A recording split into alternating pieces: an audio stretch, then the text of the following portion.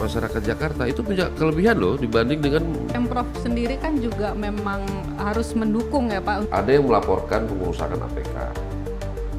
Salah satu dari paslon. Tidak diperbolehkan ada pemasangan APK begitu ya Pak ya. Iya. Bahkan di luar Jakarta tuh ada yang sampai kehilangan jiwa.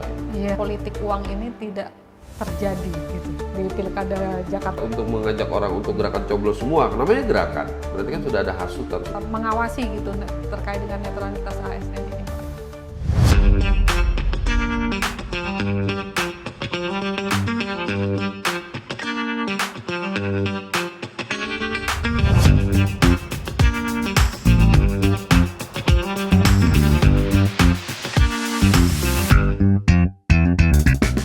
Assalamualaikum warahmatullahi wabarakatuh. Halo Sobat PPID, selamat datang di episode ke-7 podcast Oke Sip. Obrolan kekinian seputar informasi publik. Oke Sip, tempatnya kita menggali makna di balik headline, berdiskusi seputar keterbukaan informasi publik, dan menyajikan fakta-fakta terkini dalam balutan obrolan santai. Episode kali ini sangat spesial karena kita akan membahas salah satu topik paling krusial dalam pesta demokrasi terbesar di Jakarta, yaitu Pilkada Jakarta 2024. Bagaimana Bawaslu menjaga transparansi dan integritas demokrasi. Kita semua tahu bahwa pilkada tidak hanya tentang memilih pemimpin, tapi juga bagaimana proses tersebut bisa berjalan dengan jujur, adil, dan transparan. Disinilah peran Badan Pengawas Pemilihan Umum Bawaslu DKI Jakarta menjadi sangat krusial dalam menjaga integritas demokrasi. Bersama kita telah hadir narasumber dari Bawaslu DKI Jakarta yang akan memberikan pandangan dan strategi dalam menjaga integritas demokrasi di Jakarta. Mulai dari pengawasan kampanye, proses pencoblosan hingga pencegahan politik uang dan golput. Semuanya akan kita bahas tuntas hanya di podcast Oke Sip, obrolan kekinian seputar informasi publik. Diskusi kali ini sangat penting untuk kita semua yang peduli dengan masa depan demokrasi Jakarta. Mari ikuti perbincangan kami dengan narasumber kali ini. Saat ini telah hadir bersama saya Bapak Kuin Pegagan Essos selaku Koordinator Divisi Humas, Data, dan Informasi Bawaslu Provinsi DKI Jakarta. Selamat datang di podcast Oke Sip, Pak. Ya, terima kasih. Sekarang tanpa basa-basi lagi, kita langsung mulai obrolan kekinian seputar keterbukaan informasi publik. Saya Ani Kristiani dan inilah Oke Sip. Memudahkan akses informasi, mendukung transparansi, dan mendorong partisipasi aktif. Nah, ini kita langsung saja ya Pak ya untuk ngobrol-ngobrol nih Pak. Sebenarnya memang lumayan banyak yang akan kita bahas nih Pak gitu kan terkait dengan Pilkada Jakarta tahun 2024 ini yang saat ini memang tengah di masa kampanye ya Pak ya. Nah, ini tentunya Bawaslu perannya sangat krusial di momen-momen kampanye ini. Nah, mungkin yang saat ini perlu kita sampaikan ke masyarakat luas juga mungkin Bawaslu juga sudah banyak melakukan sosialisasi selain melakukan pengawasan dari pelaksanaan kampanye itu sendiri. Nah, ini apa saja peran utama Bawaslu dalam menjaga transparansi dan integritas Pak untuk pelaksanaan pilkada di Jakarta tahun 2024 ini? Iya, Bawaslu sebagai penyelenggara pemilihan atau pilkada bersama dengan KPU, DKPP, kemudian juga tentu dengan partisipasi masyarakat sangat berkepentingan dalam menjaga hak pilih warga Jakarta dalam hal ini untuk bisa menggunakan hak pilihnya nanti di tanggal 27 November hari Rabu untuk memilih gubernur dan wakil gubernur pilihan yang terbaik gitu. Tentu saja yang sudah kami lakukan sekarang ini yaitu melewati pengawasan-pengawasan pada masa tahapan-tahapan pemilihan atau pilkada ya untuk bisa membedakan antara karena undang-undangnya kan berbeda ya Pak ya. Berbeda kita Pemilu menggunakan Undang-Undang 10 tahun 2016. Pun juga partisipasi masyarakat perlukan karena squad kami kan terbatas dan seperti tag yang disampaikan tagline itu keren-keren itu dari keterbukaan informasi, transparansi gitu ya. Nah, itu semua menjadi tujuan kita bersama supaya masyarakat senang dalam pesta demokrasi ini, kemudian juga hal-hal yang sekiranya kurang pas, masyarakat juga bisa melaporkan. Kita juga ada pos aduan, ada juga call center, WA center di tiap 5 administrasi kota dan 1 kabupaten gitu. Oke, berarti dari provinsi dan juga di seluruh wilayah DKI Jakarta Iya, gitu ya Pak ya? betul. Oke. Kemudian apa saja nih peran utama Bawaslu dalam menjaga transparansi dan integritas dalam penyelenggaraan Pilkada tahun 2024? Satu lagi tadi saya ingin menyampaikan juga, bahkan di medsos kita juga, kita setiap hari itu temanya beda-beda. Untuk menyiarkan secara masif, seperti hari Senin kita bicara soal no money politik. Hari Selasa kita bicara soal integritas, netralitas ASN, TNI dan Polri ya. Nah, hari ketiga kita bicara soal integritas penyelenggara pemilu. Itu sebagai bahan evaluasi sekaligus cross check buat kita supaya tetap berintegritas, supaya tetap amanah, supaya tetap berjalan pada relnya gitu ya. Kemudian di hari keempat kita bicara soal perda-perda yang bisa mengakibatkan lahirnya sebuah kebijakan publik. Nah, salah satunya mungkin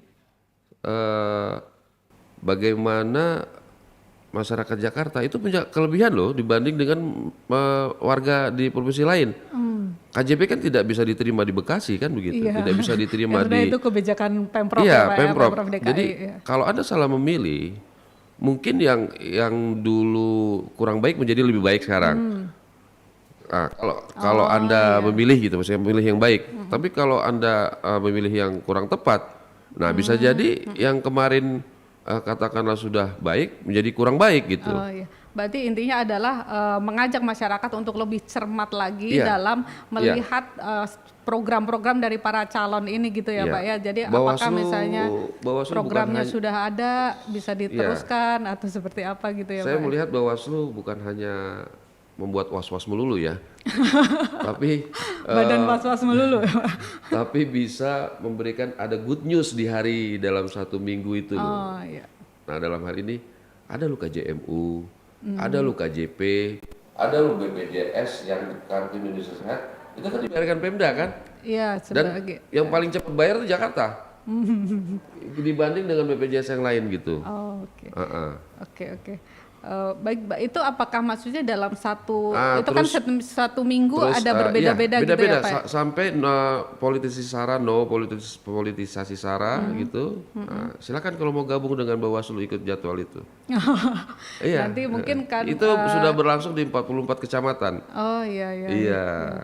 Karena Pemprov sendiri kan juga memang harus mendukung ya Pak untuk sosialisasi terkait dengan pelaksanaan pilkada ini supaya juga turut mendukung berjalannya pilkada ini secara lancar dan juga integritasnya juga terjaga gitu. Kita membantu untuk sosialisasi. Nah, salah satunya kita juga melalui podcast ini Pak gitu karena ini sosialisasi ini untuk sangat, masyarakat gitu ya. Baik, untuk selanjutnya apa saja pendekatan strategis yang Bawaslu terapkan untuk memastikan pengawasan yang efektif selama pilkada tahun 2024 ini? Nah, kalau pendekatan strategis berarti jangka waktunya panjang gitu. Karena ada strata kan, ada strategi dan taktik gitu loh. Ini mau taktik apa strategi? Boleh dua-duanya Pak. Kalau pendekatan strategis harus dilakukan dari undang-undangnya. Kenapa? Karena undang-undang yang membuat kita bekerja. Iya. Perlu dinotif ya, maksudnya Bawaslu itu badan pengawas pemilu yang penyelenggara. Namanya penyelenggara berarti kan eksekutor. With KPU kan gitu ya. Iya. Ya, artinya KPU di bagian memastikan administrasinya berjalan dengan benar, gitu kan. Pokoknya segala macam formulir ada di situlah gitu. Nah, Bawaslu ini kan mandornya ibarat, ada bagian pengawasan. Nah, di situ juga untuk pidana berserah dengan Gakumdu misalnya. Nah, seringkali di Gakumdu ini kan harus 3 suara bulat. ya kan? Tidak ada hak veto gitu, tidak punya seperti di PBB Bawaslu punya hak veto. Oh ini bisa lanjut Pak ke persidangan, oh ini enggak. Nah mungkin kalau strategis itu yang diperlukan. Bagaimana undang-undang itu menyiratkan ada hak veto buat Bawaslu, atau sekalian saja soal undang-undang pidana ya serahkan ke kepolisian. Jadi Ada beberapa hal-hal yang kita itu ada keterbatasan di undang-undang, harus akumulatif.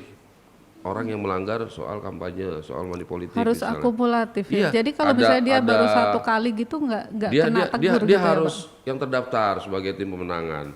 Kemudian harus ada atribut, harus ada kata-kata mengajak, harus ada barang bukti yang itu pastilah barang bukti ya. Tapi kalau tidak akumulatif, ini maka tidak bisa.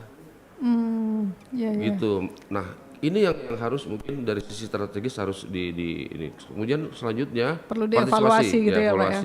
Ya, kan bukan kita kan Iya. penyelenggara gitu. Itu kan Iya. ada Komisi 2, kemudian ada partai politik di situ, kemudian ada juga stakeholder yang lain. Kemudian partisipasi masyarakat. Ini harus lebih aktif lagi. Saya menghimbau masyarakat harus lebih berani ya untuk melaporkan gitu. Dan pengawasnya juga juga harus kita kan nggak boleh menolak laporan, itu harus kita terima. Kalau secara taktisnya sendiri seperti apa Pak yang Nah, sudah secara dilakukan taktis, ya? tentu yang sudah dilakukan kita melakukan sosialisasi melalui tahapan-tahapan yang ada. Dalam hal ini tahapan kampanye kita setiap ada yang turun di lapangan, baik itu dia memberitahu atau tidak, itu pasti kita pantau. Karena seringkali tim sukses yang melakukan ini relawan beda lagi. Padahal itu bagian dari kampanye gitu Pak. Untuk taktisnya itu seperti apa yang sudah dilakukan oleh Bawaslu selama ini? Ya, kalau kita artikan taktis dalam hal jangka pendek ya, berarti selama ini kita melakukan lewat tahapan-tahapan yang sudah berjalan hingga nanti ada masa tenang, kemudian ada tungsura hingga nanti selesai apabila ada sengketa atau tidak. Kemudian partisipasi masyarakat dalam hal ini stakeholder juga kami harapkan untuk lebih berani dalam hal melaporkan dugaan-dugaan pelanggaran baik yang pidana maupun yang administrasi maupun hal lainnya. Sehingga yang perlu saya sampaikan juga sebenarnya Bawaslu itu bisa merekomendasikan ke undang-undang lainnya. Dalam artian ke kementerian, kemudian kepada badan ataupun yang bersifat melanggar undang-undang selain undang-undang pemilihan, itu kita bisa rekomendasikan. Oh gitu ya Pak ya. Nah, berarti tadi juga sudah melibatkan masyarakat gitu ya untuk ikut berpartisipasi gitu, mengawasi juga begitu ya Pak ya gitu. Nah, terus ini sejauh mana Bawaslu melibatkan masyarakat dalam proses pengawasan pemilu untuk menciptakan pemilu yang luber dan jurdil ini Pak, untuk mendorong partisipasinya itu apa yang dilakukan oleh Bawaslu? Kalau tadi selain mungkin misalnya sosialisasi atau apa, adakah cara lain yang juga dilakukan oleh Bawaslu untuk mendorong partisipasi aktif masyarakat ini Pak? Ya, kalau untuk mendorong tentu kita terus sosialisasikan pemilihan itu penting. Bahwa pilkada ataupun pileg pilpres yang kita selenggarakan itu adalah bentuk alih kekuasaan secara konstitusional yang kita sepakati bersama gitu ya. Sebagai wujud demokrasi ya Pak ya. Ya, inilah model yang kita sepakati yang paling tepat gitu. Kalau kita bikin Emirates kayak di Uni Emirat Arab itu juga tidak tepat. Karena suku-suku di sini semua ya raja semua kan gitu ya.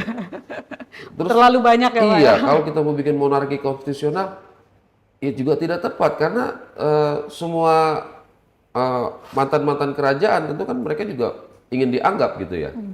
Kalau dengan one man one vote, kemudian juga mungkin nanti ada katanya orang yang bayar pajak bisa diusulkan gitu ya, nanti ada bisa dapat suara lebih atau itu kita nggak tahu deh. Tapi jelas sekarang inilah paling tepat one man one vote ini.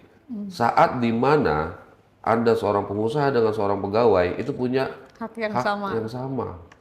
Dihitungnya atuk-atuk juga gitu, tetap gitu. Jadi di sini yang disebut kedaulatan pemilih ya di situ. Makanya sayang sekali kalau tidak digunakan atau suaranya menjadi tidak sah gitu. Sangat sayang ya Pak ya kalau tidak eman-eman. dimanfaatkan eman-eman. Oke Pak.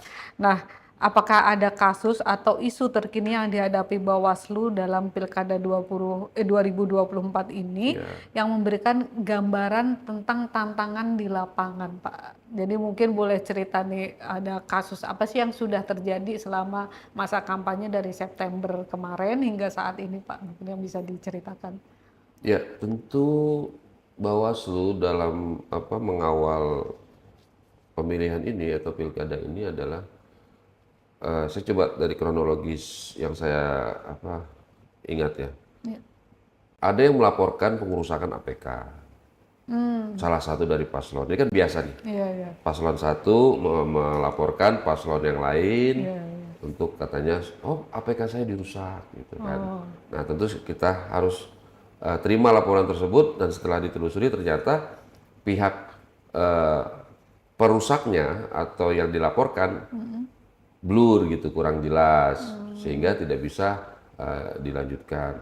Atau memang ada juga oknum-oknum yang sengaja ingin membuat ini jadi sibuk gitu ya, tapi esensinya tidak diketemukan. Atau yang sering kita ketemukan malah dia melaporkan di APK yang dirusak di tempat yang terlarang. Misalkan di JPO, misalkan di pembatas jalan, dipaku di pohon, diikat di tiang listrik. Suatu hal yang salah, dirusak, dan dia minta pertanggungjawaban kepada paslon yang lain.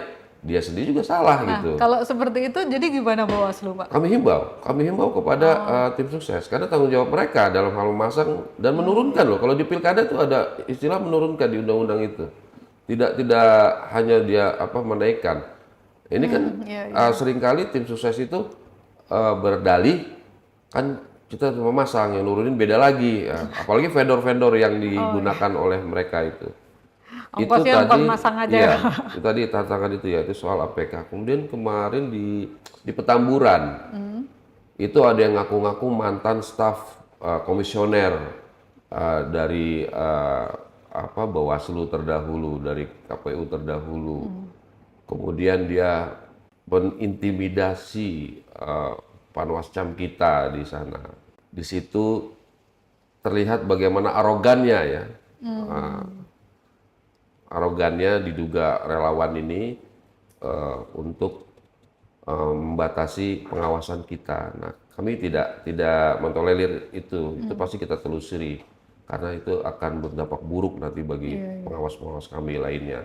Jadi di waktu dan di semua wilayah Jakarta, pengawas kami diamanati undang-undang untuk melakukan pengawasan, baik itu yang dilaporkan maupun tidak dilaporkan, ataupun itu sifatnya di tempat-tempat yang memang tidak boleh oleh undang-undang, di tempat ibadah, di halaman masjid, halaman gereja, halaman pura, sampai ke tingkat pagarnya itu nggak boleh. Pokoknya kemudian, di area itu tidak boleh. Ada lembaga-lembaga pendidikan boleh, ada yang tidak boleh. Tidak boleh itu SD, SMP, SMA, hanya boleh di skup setelah SMA, S1 gitu atau D3 atau itu pun harus ada syarat-syaratnya, terundang, tidak boleh bawa atribut, yang penanggung jawabnya mengizinkan, rektor ataupun manajer atau direktur gitu. Jadi tempat pendidikan yang boleh berkampanye pun harus ada syarat-syaratnya yang harus dipenuhi. Jadi memang sudah ada titik-titik yang memang tidak diperbolehkan ada pemasangan APK begitu ya Pak ya. Dan itu harus dipatuhi oleh seluruh tim yang melakukan kampanye gitu ya Pak ya. Ini bicara lagi tantangan ya, banyak ini bisa sampai siang ini kalau bicara tantangan. Itu di kita tuh wilayah Jakarta bukan hanya cuma yang di darat ya, Pulau Jawa ya gitu. Karena ada Kepulauan Seribu itu, anginnya bagaimana nanti logistik sampai ke sana gitu kan. Kemudian biaya mereka melakukan pengawasan beda loh sama kita di sini. Kita bisa naik busway 3.500 sampai gitu. Nah kalau di Kepulauan Seribu itu mau berangkat aja 500.000 kapal ya Pak ya. Iya gitu, harus kita bisa pintar-pintar gitu ya untuk melakukan pengawasan bagaimana tetap informasi yang kita terima itu berjalan walaupun di sana pemilihnya sedikit, tapi jangan lupa Pulau Seribu ini menjadi trigger juga pada saat pilkada kemarin kan, berawal dari sini juga kan, gitu. Kita harus bisa mengantisipasi semua tingkat kerawanan gitu. Jadi memang secara pengawasan meskipun Pulau Seribu ini secara apa ya, secara geografisnya agak lumayan challenging gitu ya Pak ya untuk menjangkau ke sana, tapi tetap diperlakukan secara sama gitu ya Pak ya untuk pengawasannya gitu. Ada juga tantangannya waktu. Waktu. Saya dalam kesempatan ini kalau boleh saya ingin mengucapkan terima kasih kepada pasangan para pengawas yang sudah mengizinkan suaminya, istrinya Iya, untuk meluangkan waktu di pilkada ini. Terima kasih banyak. oh iya. Karena di situ kita sangat butuh dukungan dari keluarga dalam mensupport event besar kita ini. Gitu. Itu tantangannya itu. Oke Pak, nah kalau misalnya tadi dari pengawasan itu terjadi pelanggaran gitu, sanksi yang diberikan kepada tim kampanye gitu atau tim pemenangan itu apa yang diberikan oleh Bawaslu selain tadi mungkin sudah memberikan imbauan seperti itu? Adakah memang sanksi-sanksi yang sudah ada dalam peraturan yang bisa dilakukan dalam ranahnya Bawaslu itu apa Pak? Iya, itu kalau di Undang-Undang pasal 187 ya, itu disebutkan siapapun ya, siapapun yang melakukan itu bisa dapat dijerat sekurang-kurangnya 1 juta hingga Denda ya Pak ya? denda gitu 100 juta, kemudian kurungan sekurang-kurangnya 1 bulan hingga 3 bulan gitu ya. Nah, Ada kurungan juga ada ya Pak juga. ya? Berarti denda dengan kurungan ini bisa dua-duanya gitu atau salah satu aja Pak? Atau ya. Jadi di situ bisa berakibat pidana ya. Artinya dalam ketentuan di undang-undang sudah dijelaskan bagi penerima ataupun pemberi dalam hal money politik misalnya dugaan money politik, maka itu bisa berakibat pasal tersebut gitu. Nah, selanjutnya juga dari sisi paslon tentu akan sangat merugikan ya kalau mereka bisa terkena sanksi-sanksi tersebut gitu. Oke, berarti memang sudah jelas juga gitu ya Pak. Sanksi yang bisa menjadi ranah Bawaslu adalah denda. Kemudian kalau sampai ke pidana berarti akan melibatkan ke pihak kepolisian begitu ya Pak ya? Iya. Oke, nah untuk nih tadi melibatkan partisipasi masyarakat, kemudian Bawaslu juga membuka kanal-kanal aduan. Nah ini mekanisme pelaporan atas dugaan pelanggaran pilkada ke Bawaslu itu seperti apa Pak? Ya, kita belum lama ini juga sudah dibekali oleh Bawaslu RI untuk di setiap kota itu ada IPPID yang disambungkan langsung juga dengan WA Center. Di setiap kota dan kabupaten sudah ada, dan di provinsi juga kita ada. Gitu. Jadi ada tujuh channel yang 7 channel yang bisa IPPID itu ya Pak ya.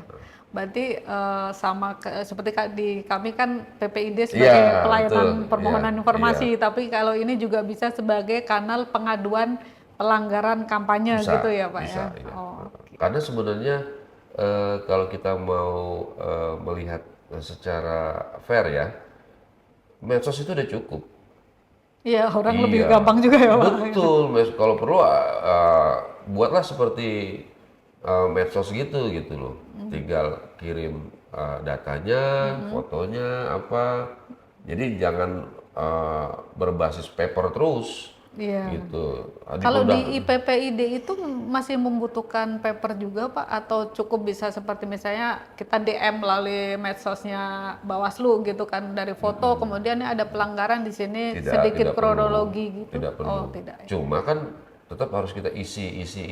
Sebenarnya kan gini. Ada formnya gitu kayak ya di Pak. bank lah. Ketika orang perlu data kita kan nggak suruh isi semua. Ya, cukup KTP Cukup ya Pak. KTP-nya Pak. Nanti yang ngisi pihak bank gitu loh. Nah kalau di kita juga harus hal-hal begitu dimudahkan gitu bagi pelapor, bagi siapapun yang ingin meminta informasi, cukup dia menampilkan data dirinya, maksudnya buat apa, nah tinggal kita kirim balasan jawabannya kan. Oke. Berarti tadi ada IPPID, kemudian melalui ada WA Center ya Pak ya? Ada Ya, WA Center, nah mungkin nanti bisa kita akan cantumkan juga oh iya, ada WA terima kasih, Centernya, terima kasih kemudian ya. saluran-saluran yang bisa Provinsi 1, kabupaten Iya. 1, 5 administrasi kota. Oh, oke, jadi nanti biar tercantum di podcast ini, kalau Terima misalnya kasih. masyarakat Ya, ingin melaporkan bisa melalui kanal-kanal tersebut ya. gitu. Nah, setelah menerima laporan pelanggaran ini Pak, bagaimana proses penanganan dan tindak lanjut yang dilakukan oleh Bawaslu? Gitu. Jadi setelah pelaporan pelanggaran ini masuk, kemudian Bawaslu melakukan apa gitu Ya, Pak? Bawaslu melakukan penelusuran ya. Nah, Penelusuran. laporan itu kan nanti harus direjis. Itu penelusuran apakah cukup memenuhi unsur atau tidak. Nah, setelah itu direjis, nanti tinggal dilanjutkan atau tidak gitu. Apakah ini termasuk pelanggaran administrasi atau pelanggaran pidana yang kita bawa ke Gakumdu. Dan Gakumdu itu ada di 5 kota, 1 kabupaten dan provinsi. Oh, berarti penelusuran itu yang penting ya Pak ya, untuk kayak memverifikasi apakah ini benar-benar Betul, menjadi betul. Karena pelanggaran atau kembali lagi, tidak gitu ya.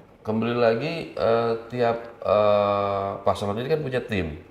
Kadang tim itu ada yang memang benar-benar eh, katakanlah melaporkan, ada yang merasa mungkin tersaingi, jadi menggunakan Bawaslu untuk menyibukkan lawannya gitu ya. Nah ini hal-hal begini yang masih terjadi juga nih gitu.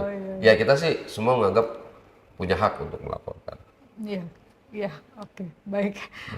Nah, ini adakah ketentuan terkait pemasangan APK ini apa saja bentuk pelanggaran yang biasa terkait dengan APK ini Pak? Jadi kalau tadi kan sudah disampaikan juga ada ketentuan titik-titik gitu. Nah, selain titik-titik yang memang tidak dibolehkan untuk ada pemasangan APK, itu ada ketentuan lain nggak Pak terkait dengan APK ini Pak? Kami sangat menghimbau kejadian di Pileg Pilpres kemarin itu tidak terjadi ya. Seperti apa Bagaimana ya? APK Oh, itu bisa mengakibatkan kecelakaan bagi pengguna. Bahkan di luar Jakarta itu ada yang sampai kehilangan jiwa ya, iya. meninggal dunia itu ya nauzubillah min zalik lah. Mudah-mudahan yang terjadi di Mampang sebelumnya jangan terjadi lagi di Kembangan, di Pasar Rebo, di Kemayoran. Nah, ini panjang daftarnya ini. Iya, banyak ya Pak. Kecelakaan lalu lintas yang dialami oleh warga akibat APK. Karena vendor ini juga kan pasang sembarangan. Asal Dia terpasang foto, aja. ya tidak semua vendor, maksudnya ada yang memasang sembarangan. Tidak, dia pertama dia nggak peduli itu dilarang atau enggak tempat itu. Yang penting before kosong, after Ada. kepasang, duit cair gitu kan. Aduh, iya, iya. Nah, sementara yang kita pengen kan, ya udah deh, JPO jangan dong, pembatas jalan jangan dong, gitu. Katanya cinta lingkungan, tapi di pohon masih terus Dipaku, dipaku-paku, masih terus diikat-ikat di situ. Tiang listrik juga begitu. Orang pedestrian, pejalan kaki, sampai harus bersaing dengan APK. Dan mungkin lebih ini juga ya Pak, adu gagasannya, Adu gagasan, kemudian programnya iya. itu yang lebih penting ya dibandingkan mungkin APK-APK itu APK, sebagai APK, pendukung aja iya, gitu ya Pak ya. betul. Oke, oke. Nah, kalau ini Pak tadi juga sudah menyinggung terkait dengan money politik Iya. uang gitu. Nah, dari Bawaslu sendiri ada upaya bagaimana untuk bisa mengantisipasi atau mencegah supaya politik uang ini tidak terjadi gitu di Pilkada Jakarta 2024 ini. Politik uang tidak terjadi nggak mungkin ya, Susah ya karena Pak? semua butuh uang kan. Cuma politik uang dalam artian tidak mengakibatkan orang merubah pilihannya, kemudian membuat orang terpengaruh ataupun mengintimidasi. Nah ini bagaimana Bawaslu memberikan ya maksudnya meningkatkan kesadaran masyarakat untuk tidak mau menerima gitu Pak, misalnya ada yang memberikan suatu hal tapi tentunya dengan masa pilkada seperti ini kan pastinya ada maksud tertentu gitu. Itu bagaimana Bawaslu untuk bisa memberikan apa ya penyadaran gitulah ke masyarakat tuh. Iya, tentu dari undang-undang pemilihan sendiri sudah menyeratkan siapapun ya. Artinya nggak mesti harus pemberi ataupun tim Penerima. yang memberikan. Tapi penerima juga bisa kena. Nah, dilala justru ketika pemberi dan penerima ini bisa kena, kan bisa juga pemberi dan penerima bersepakat. Nanti ketemu di WC aja ya. Nah, itu siapa yang bisa ini? Iya, iya, iya. Nanti ketemu di tempat private aja ya. Nah, itu siapa yang bisa menghindar? Kalau saya melihat tetap bentuknya kesadaran ya. Kemudian mungkin sistem kedepannya akan lebih bermanfaat ketika eh, kampanye itu sudah dan sekarang kan di pemilihan ini ada bahan kampanye yang dicetak juga oleh KPU. Itu juga sebagai upaya untuk bisa mendidik tidak semua loh yang disediakan oleh paslon gitu loh. Nah, ke depan itu kami berharap kesadaran ini bisa dipahami oleh masyarakat. Tinggal bagaimana masyarakat ketika didatangi oleh paslon, tanyalah idenya, tanyalah gagasannya gitu ya. Apa yang membedakan, mana yang lebih make sense gitu ya. Iya, iya. Mana yang Dan lebih implementatif gitu ya, Pak. implementatif, iya. Tadi bicara startup bisa juga. Nah, strategi taktik apa untuk membangun Jakarta ke depan, misalnya kan kayak gitu. Setiap paslon kan pasti punya program-program unggulan gitu kan. Oke. Nah, selain politik uang nih Pak, juga yang menjadi apa ya, kayak tantangan cukup berat adalah golput ya Pak. Jadi ada, bahkan sudah ya kita tahu gitu kan di berita-berita gitu kan sudah diberitakan bahwa ada ajakan-ajakan untuk tidak memilih atau tidak menggunakan hak suara atau merusak dari suara itu sendiri gitu. Nah, ini Bawaslu bagaimana untuk melakukan antisipasi atau mencegah supaya golput ini tidak menjadi semacam dikampanyekan juga gitu, jadi masif ke masyarakat, jadi akan bisa mengajak masyarakat itu bertindak golput gitu pada saat pemilihan nanti gitu. Apa yang dilakukan Bawaslu Pak sekarang? Ya, ada satu lagi sebenarnya itu selain golput, gercos katanya. Apa tuh Pak? Gerakan coblos semua. Oh gitu ya Pak. Nah, kalau golput kan masih satu kata itu golongan putih gitu ya. Iya. Bentuk protes ataupun sifatnya dia tidak menggunakan haknya. Hak pilih ya. Nah, ada lagi gercos. Sebenarnya kalau disebutnya gerakan itu sudah kena pasal tuh. Gitu loh. Itu bisa kena pasal dia untuk mengajak orang untuk gerakan coblos semua. Namanya gerakan. Berarti kan sudah ada hasutan, sudah ada ajakan di situ. Saya melihat begini. Kembali tadi ke soal motivasi kenapa kita melakukan pemilihan ataupun pemilu ya, pilkada.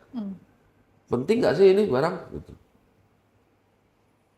Kalau tidak penting, kok sebegitu besarnya pemerintah menggelontorkan dana yang dari pajak kita juga, kita ini dibiayai loh oleh negara per satu surat suara itu berapa rupiah gitu. Itu dari uang Kalau kita ya Pak? ya, itu dari uang kita. Kalau nggak salah itu sekitar 15 ribuan kan. Kali 8,2 juta itu. Untuk Jakarta. Untuk ya, Jakarta. Uang kita loh itu. Iya, iya. Loh kalau nggak digunakan eman-eman sayang kan. Gitu. Dan yang kedua, kita punya 3 jagoan gitu. Kita pilih, katakanlah setiap jagoan tuh ada kekurangannya gitu kan. Ya silakan pilih yang apa kurang. Dan uniknya di Indonesia ini kan tidak seperti Australia ya. Kalau nggak nyoblos dihukum gitu kan. Kita tuh masih lebih mulia lah dalam nomenklatur. Kita sebutnya hak pilih. Ini maksudnya supaya Anda menggunakan hak Anda dengan sebaik-baiknya. Sayang loh gitu loh. Nah, begitupun tadi yang disebut gercos ya, gerakan coblos semua. Dia menggunakan, tapi membuat suaranya menjadi tidak sah.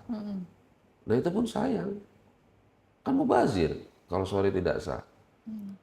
Saya pernah ketemu yang menyampaikan hal tersebut. Saya dengerin semua yang disampaikan. Oke lah, ada sisi kecewa, aspirasi dan lain sebagainya ya. Cuma saya tanya begini, kalau nanti perbedaan suaranya itu tidak sesuai dengan harapan paslon itu ya, yang suara tidak terpakai ini kan nggak punya legal standing untuk menuntut, untuk melaporkan, menggugat, untuk dia mempersengketakan kan gitu. Ya karena dia membuat suaranya tidak sah ya Iya, Pak. dari mana? Misalnya ada yang berkurang antara beberapa paslon gitu ya. Kita nggak sebut angka lah ya gitu. Yeah. Nah, ketika yang suara tidak sah itu katakanlah lebih banyak atau dia lebih sedikit, dia mau menggugatnya lewat mana standing point-nya gitu, legal standing-nya gitu kan. Merugikan sendiri gitu.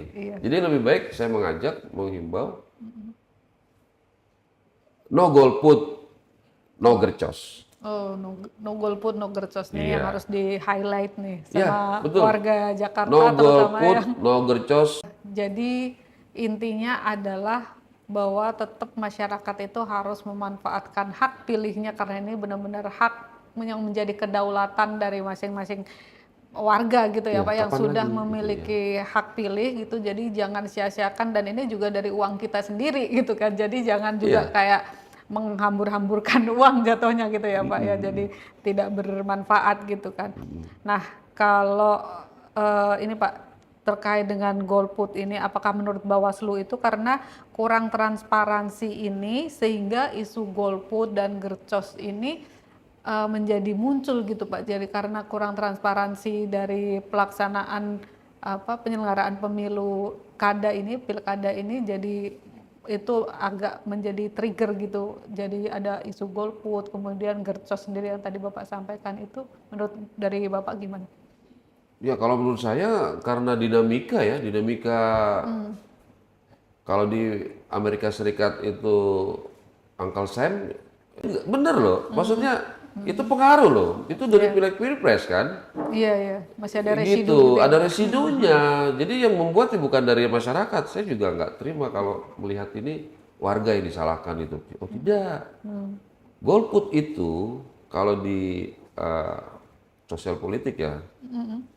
Dalam pemerintahan itu adalah golongan putih, protes. They protest the policy, they protest the constitution, gitu. They protest the behavior of pejabatnya, gitu kan ya. Nah, muncul gercos, dia disappointed kan gitu loh. Mereka kecewa gitu loh. Iya.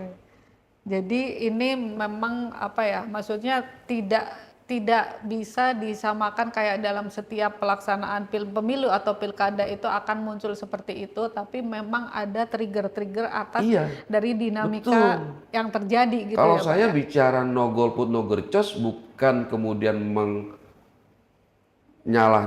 menghantui warga, Anda nanti bisa kena ini bisa kena itu, enggak.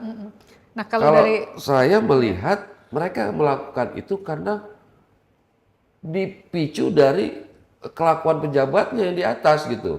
Entah itu eksekutifnya kah, entah itu legislatifnya kah, entah itu yudikatifnya kah, kan gitu. Nah, kalau dari Bawaslu sendiri ada upaya nggak Pak untuk menangkal kampanye negatif seperti itu? Kemudian apakah Bawaslu juga menggandeng gitu pihak-pihak lain di luar Bawaslu untuk melakukan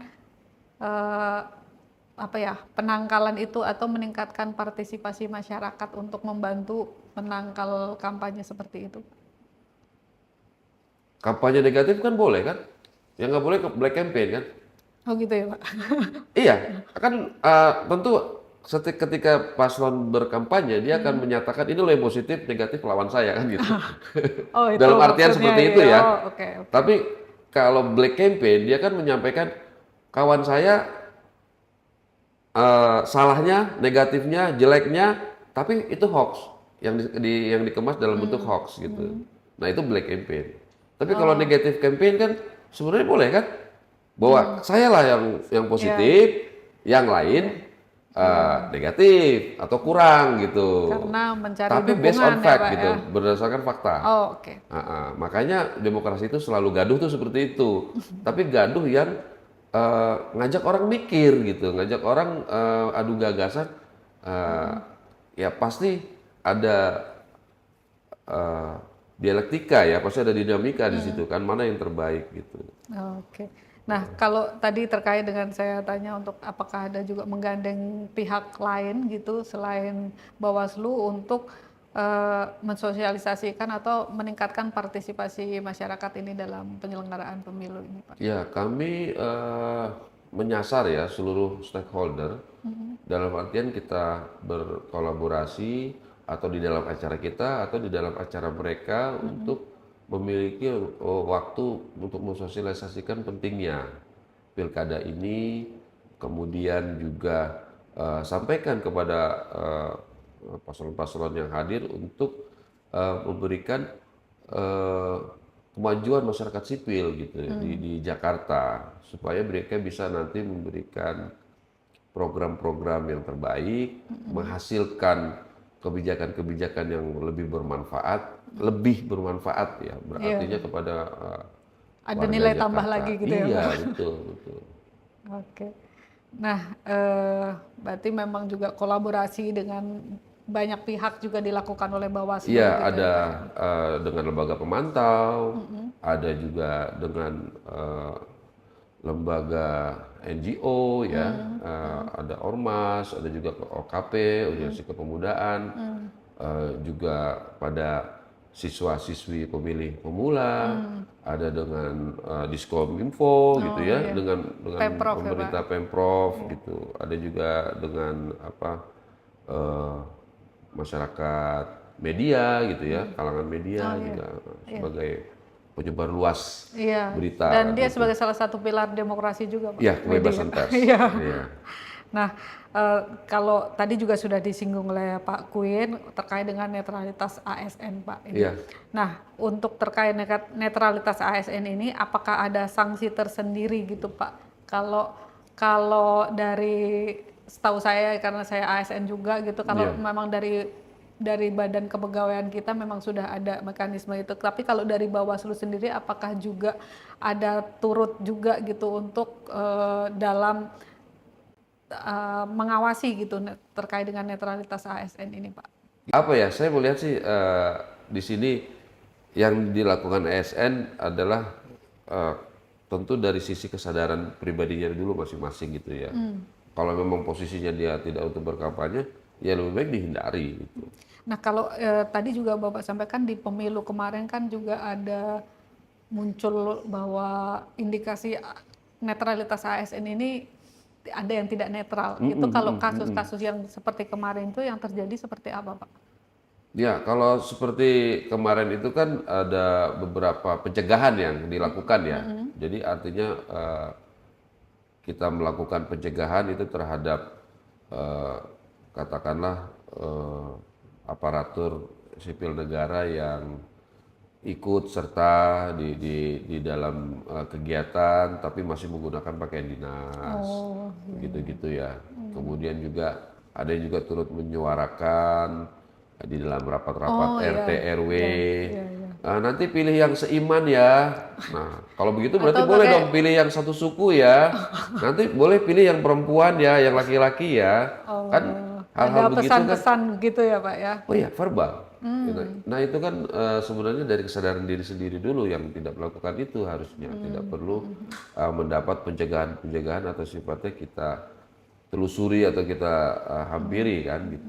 Iya. Oh, oke. Baik, Pak. Jadi itu ya intinya sih bahwa ASN tetap harus menjaga netralitas itu adalah sebagai aparatur sipil negara yang memang memiliki hak pilih, pasti akan punya kecenderungan akan memilih siapa. Tapi itu tidak perlu mengajak orang lain atau dia tunjukkan melalui media sosial atau semacam itu gitu ya. Iya. Nanti di hari H pemilihan dia bisa tuangkan gitu ya, Pak ya. Dia di TPS. dia akan pilih siapa gitu ya, Pak. Oke, nah ini terakhir nih Pak. Apa harapan Bawaslu untuk hasil Pilkada DKI Jakarta 2024 dan bagaimana Bapak melihat peran Bawaslu ke depannya dalam menjaga integritas demokrasi? Wow, integritas demokrasi ya. Ini pertanyaan terakhir Pak. Ya, kami berharap tentu partisipasi masyarakat Jakarta tetap tinggi ya dalam mensukseskan hajatan kita bersama ini, dan mudah-mudahan bisa jadi contoh nih buat daerah lain bahwa meritokrasi berlangsung kok di Jakarta nih. Nah, yang itu dipilih penting, memang Pak. orang-orang yang tepat, dipilih memang orang-orang yang punya gagasan yang bisa bermanfaat buat semua Nah, golongan, semua stakeholder gitu. Dan peran Bawaslu dalam menjaga integritas demokrasi, tentu integritas itu kan ke orang ya. Kalau demokrasi itu ya bersifat lebih baik gitu ya. Kalau kita perannya tentu ingin membuat masyarakat lebih sadar atas haknya untuk bisa mendapatkan informasi yang lebih jelas, mendapatkan informasi yang benar, kemudian juga Bawaslu bisa terus tetap menjaga hak pilih warga, dalam hal ini warga Jakarta, baik dia pemula, baik dia katakanlah masyarakat sipil ya, gitu. Jadi kita peran Bawaslu adalah ingin terus tetap menjaga hak pilih, mendapatkan hak pilihnya gitu. oke. Jadi intinya adalah bahwa warga Jakarta diharapkan untuk tetap memanfaatkan dan menggunakan hak pilihnya, dan say no to golput, say no to gercos, kemudian betul. No golput, juga no gercos. no politik uang juga ya Pak no ya. money Jadi, politics atau juga. no bansos juga ya Pak, jangan kecuali memang mereka yang no negatif bansos ya. No negatif bansos. Oke, jadi banyak no-nya nih. Tapi diingat-ingat bahwa gunakan hak pilih Anda di tanggal 27 November nanti. Hari Rabu, silahkan pilih paslon mana yang menjadi pilihan Anda gitu kan. Mungkin bisa juga saat ini kan masih masa kampanye, bisa dipelajari lagi bagaimana program-programnya dari masing-masing paslon. Kemudian untuk menjaga integritasnya Anda masyarakat Jakarta sebagai pemilih gitu kan, itu mempelajari program, kemudian say no to yang lain-lain, yang negatif-negatif tadi gitu ya Pak. Betul. Oke, baik Sobat PPID yang terus membersamai kami, terima kasih. Kira-kira kedepannya kita perlu bahas topik apa lagi nih, tulis di kolom komentar ya. Sampai jumpa di podcast Oke Sip selanjutnya, obrolan kekinian seputar informasi publik. Jangan lupa untuk terus mengikuti perkembangan terkini melalui sumber informasi resmi dan terpercaya. Publik harus tahu, sukses Jakarta untuk Indonesia.